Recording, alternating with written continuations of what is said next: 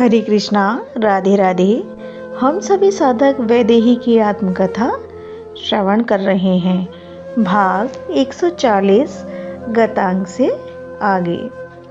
मैं वैदेही महर्षि वाल्मीकि के आश्रम में बैठकर अपनी आत्मकथा लिख रही हूँ। मेरी क्या कथा, कथा तो मेरी श्री रघुनाथ की है। मेरी तो व्यथा ही है। पर आज जब मैं उन प्रसंगों को स्मरण करती हूँ जब मैं लंका के अशोक उद्यान में थी और मुझे त्रिजटा बता रही थी कि दशानन रावण मरणासन अवस्था में पहुंच गया, बस मृत्यु उसका वरण करने ही जा रही थी। मेरे श्री राम ने लक्ष्मण को भेजा रावण के पास। है ना आश्चर्य की बात। पर मेरे श्री राम हैं ही ऐसे, शत्रु का भी कभी अपमान नहीं किया। अच्छाई बुराई सब में है। उक्त प्रसंग को मैं आज जब याद करती हूँ तब रावण की छवि मेरे मन में जो बनती है वो श्रद्धा की है। और वैसे भी तो हमारा आचार्य है। रामेश्वर की स्थापना का आचार्यत्व उसी ने किया था। मेरे श्री राम के पसीने सूखे भी नहीं थे रावण का वध करके कि तभी जब देखा रावण की सांसें चल रही हैं, वो अभी मरा नहीं है। लक्ष्मण, रावण हमारे आचार्य हैं। रामेश्वर की स्थापना उन्हीं के द्वारा हुई है और उस समय मुझे विजयी होने का आशीर्वाद भी उसी ने दिया था। तुम जाओ रावण के पास लक्ष्मण। ये सुनकर स्तब्ध हो गए थे लक्ष्मण और उनके साथ समस्त वानर सेना के मुख्य जन भी। चौको मत, रावण परम विद्वान है और मैं ही नहीं चाहता कि नीति शास्त्र का यह सूर्य मेरे सामने ही अस्त हो जाए। जाओ लक्ष्मण, कुछ नीति ज्ञान ले आओ उससे। लक्ष्मण मुख ही देखते रहे थे मेरे श्री राम के। जाओ लक्ष्मण, विद्वान से उपदेश लेना कोई गलत बात तो नहीं है। और रावण जैसा विद्वान अगर अपना अनुभव हमको बताए तो ये हमारा सौभाग्य होगा और मुझे दक्षिणा भी देनी है रावण को। लक्ष्मण गए पर लौट कर चले आए। मेरे पुकारने पर भी रावण ने कोई उत्तर नहीं दिया। लक्ष्मण ने कहा, तुमने उनको प्रणाम किया? मेरे श्री राम ने पूछा था। चुप रहे लक्ष्मण। लक्ष्मण, ज्ञान लेना है तो झुकना पड़ता है मेरे भाई। और वैसे भी ज्ञान का नियम यह है कि सामने वाले की श्रद्धा बिना ज्ञान देना भी नहीं चाहिए। रावण बहुत समझदार है। तुम जाओ। और इस बार लक्ष्मण समझ गए थे। वो इस बार मैं रघुवंशी रामानुज लक्ष्मण निखिल शास्त्र निष्णात आचार्य पौलस्त्य रावण के पदों में प्रणाम करता हूँ। लक्ष्मण ने झुककर प्रणाम किया। आहत मूर्छित धरती पर विदीर्ण वक्ष उत्तान पड़े रावण ने अपने नेत्र खोले और लक्ष्मण को देखा। मुझे मेरे अग्रज श्री राम ने भेजा है आपके पास और नीति शास्त्र का उपदेश मैं आपसे ग्रहण करूं, इसलिए मुझे भेजा है। अगर आप हाथ जोड़े हुए ही लक्ष्मण बोल रहे थे। बड़ी गंभीर वाणी में दशानन बोला, मेरी दशा देख ही रहे हो। मेरा अंग अंग तुम्हारे अग्रज राम के बाणों से विद्ध है।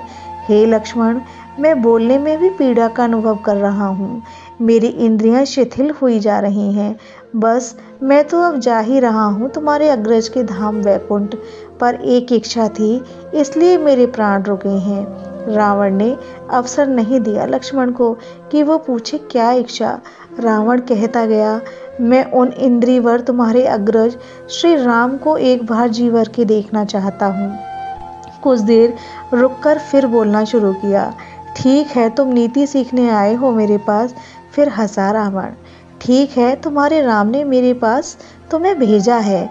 मैं क्या उपदेश दूं और क्या नीति सिखाऊं? महर्षि वशिष्ठ के तुम शिष्य हो, तुम सब जानते हो, पर फिर भी आए हो मेरे पास तो सुनो। मैं तुम्हें अपना अनुभव कुछ बताता हूँ। फिर रावण कराहते हुए कुछ देर शांत होकर बोला, लक्ष्मण, जो सेवक चाहे उसका स्वामी कितना भी अप्रिय क्यों न लगे उसे, पर उसकी हर बात मानता है। यहाँ तक कि अपने प्राण भी अपने स्वामी को देने के लिए तैयार हो जाता है।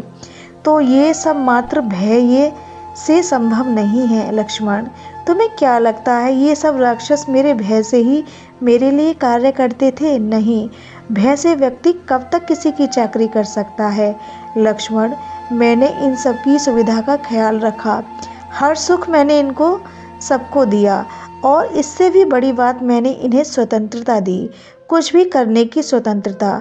तभी तो इन लोगों ने, जानते हुए कि हमें मरना है, मेरे लिए ये सब मरे। रावण बोलता गया, लक्ष्मण, अपने सेवकों को कभी भय दिखाकर नहीं रखना चाहिए। और दूसरी बात, सेवाशील, विनम्र, सत्य पर चलने वाला अगर हमारा विरोध करता है तो उसकी बातें सुननी चाहिए। मैंने नहीं सुनी। रावण ने स्वीकार किया, अपने विभीषण की बात क्यों नहीं सुनी। लक्ष्मण के इस प्रश्न का उत्तर देते हुए रावण ने कहा, तुम्हें लगता है मुझे पता नहीं था कि विभीषण सत्य के मार्ग पर है। मुझे सब पता था, वो सत्य के मार्ग पर ही चलता आया है और मुझे सत्य का ही उपदेश दे रहा था। पर मैंने विचार किया कि अगर विभीषण भी लंका में रहा तो ये लंका पूर्ण अनाथ ही हो जाएगी। लंका को राजा नहीं मिलेगा। लंका को राजा मिले, इसलिए मैंने विभीषण को राम के पास भेज दिया था। रावण ने लंबी सांस ली। कभी भी लक्ष्मण, शत्रु को कम मानकर उसकी उपेक्षा नहीं करनी चाहिए। मैंने की, जिसका परिणाम सामने है। रावण फिर हंसा।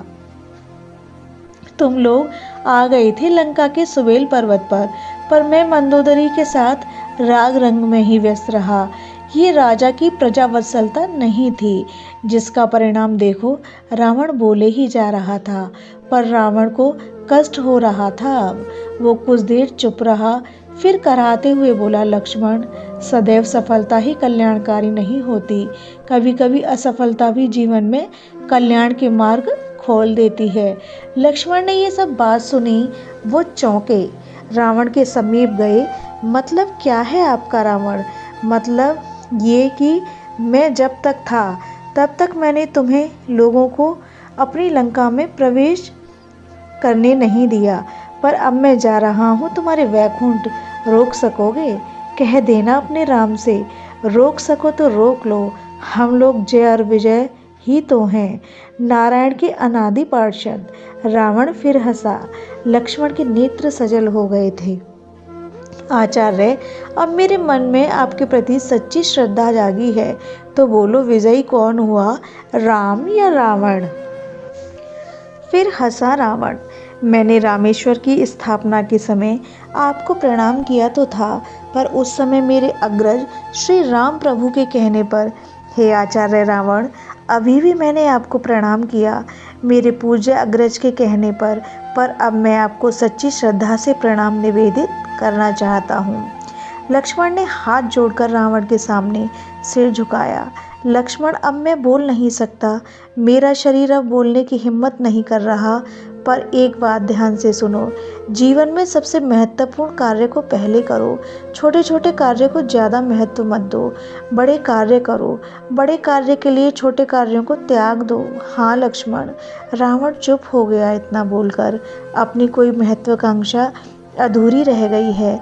लक्ष्मण ने पूछा, हम राक्षसों की महत्वाकांक्षा अधूरी ही रहती है, अच्छा सुनोगे लक्ष्मण? रावण ने पूछा। जी। लक्ष्मण ने सिर झुकाकर कहा।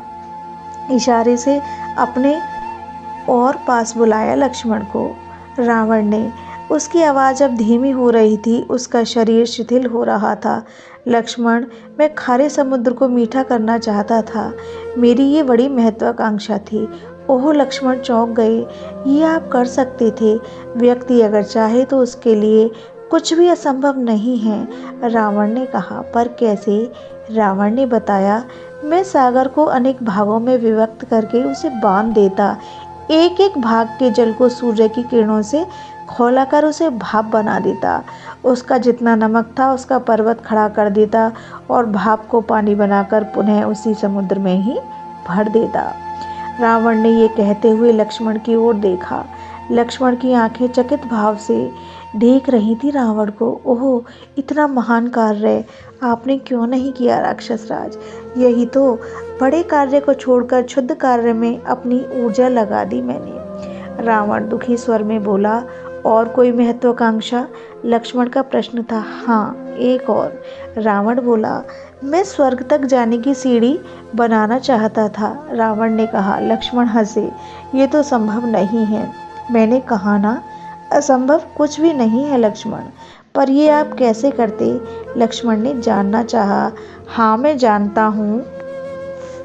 स्वर्ग में कोई स्थूल लोक नहीं है लक्ष्मण, वो सूक्ष्म लोक है। पर मैं स्थूल और सूक्ष्म के बीच सीढ़ी बनाना चाहता था, और ये कोई असंभव कार्य तो नहीं है। ओह, ये कार्य अगर हो जाता तो लक्ष्मण स्तब्ध थे। मैं चाहता था कि स्थूल शरीर से ही हम सूक्ष्म लोक में जा सके मनुष्य।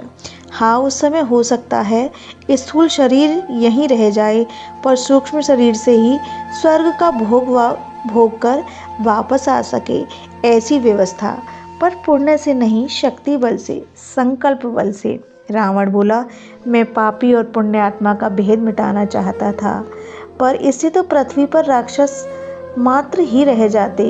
हे रावण, ठीक हुआ आपकी इच्छा पूरी नहीं हुई, लक्ष्मण ने गंभीर विचार कर कहा। रावण हंसा। अंतिम बात लक्ष्मण, प्रकृति परमात्मा की है और उसके साथ खिलवाड़ नहीं करना चाहिए। मैं जा रहा हूँ, मैं इस शरीर को त्याग रहा हूँ। पर क्या? तुम मुझे दक्षिणा नहीं दोगे? रावण हंसा। आचार्य बना दिया, उपदेश ले लिया, अब मेरी दक्षिणा मांगिए आचार्य रावण। लक्ष्मण ने कहा था, बस मेरे सामने राजीव नयन श्री राघवेंद्र को खड़ा कर दो। रावण की बात पूरी हुई भी नहीं थी। मैं आपके सामने ही हूँ आचार्य रावण। श्री राम सामने खड़े हैं, मुस्कुरा रहे हैं। रावण ने कहा। रावण भी मुस्कुराया, अपलक नैनों से देखता रहा श्री राम को, देखता रहा। उसके स्थूल शरीर से उसकी ज्योति निकली और श्री राम की परिक्रमा करते हुए श्री राम के ही चरणों में समा गई। ये सारी घटना मुझे त्रिजटा ने ही सुनाई थी। श्री राम भक्त रावण, हाँ यही सत्य है। यह प्रसंग अब यहीं विश्राम लेता है। हरे कृष्णा, राधे राधे।